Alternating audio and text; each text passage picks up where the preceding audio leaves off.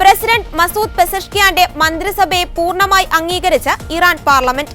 2001 ശേഷം ആദ്യമായാണ് ഒരു ഇറാൻ പ്രസിഡന്റിന്റെ ക്യാബിനറ്റിലെ മുഴുവൻ അംഗങ്ങളെയും അംഗീകരിക്കപ്പെടുന്നത്.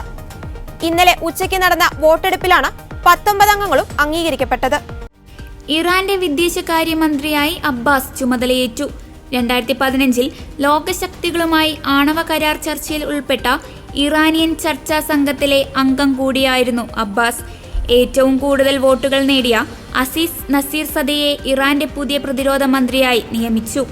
288 പാർലമെന്റ് അംഗങ്ങളിൽ നിന്ന് 281 വോട്ടുകൾ നേടിയാണ് അസീസ് വിജയിച്ചത്. 2018 മുതൽ 2021 വരെ ഇറാനിയൻ വ്യോമസേന മേധാവിയായി അസീസ് പ്രവർത്തിച്ചിട്ടുണ്ട്. 231 വോട്ടുകൾ നേടിയ ഫർസാനെ സദേഗാണ് ക്യാബിനറ്റിലെ ഏക വനിതാ മന്ത്രി. ഭവന റോഡ് മന്ത്രിയായി നിയമിക്കപ്പെട്ട ഫർസാനെ ഈ പതിറ്റാണ്ടിലെ ആദ്യത്തെ വനിതാ മന്ത്രിയാണ്. നിർദ്ദിഷ്ട മന്ത്രിമാരെ ഒഴിവാക്കുന്നത് ഇറാൻ പാർലമെന്റിലെ സാധാരണ രീതിയായിരുന്നു. നേരത്തെ തന്റെ എല്ലാ മന്ത്രിമാർക്കും വിശ്വാസ വോട്ട് ലഭിച്ച പ്രസിഡന്റ് മുഹമ്മദ് ഖത്താമിയായിരുന്നു.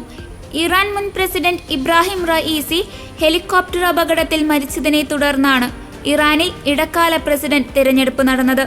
16.3 ദശലക്ഷം വോട്ടുകൾ നേടിയാണ് പെസഷ്കിയാൻ വിജയിച്ചത്.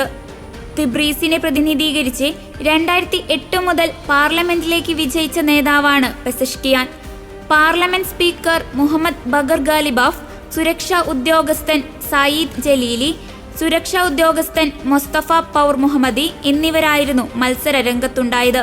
നേരത്തെ പ്രമുഖരായ പലരും പ്രസിഡന്റ് സ്ഥാനാർത്ഥിയാകാൻ യോഗ്യരല്ലെന്ന് ഗാർഡിയൻ കൗൺസിൽ കണ്ടെത്തിയിരുന്നു.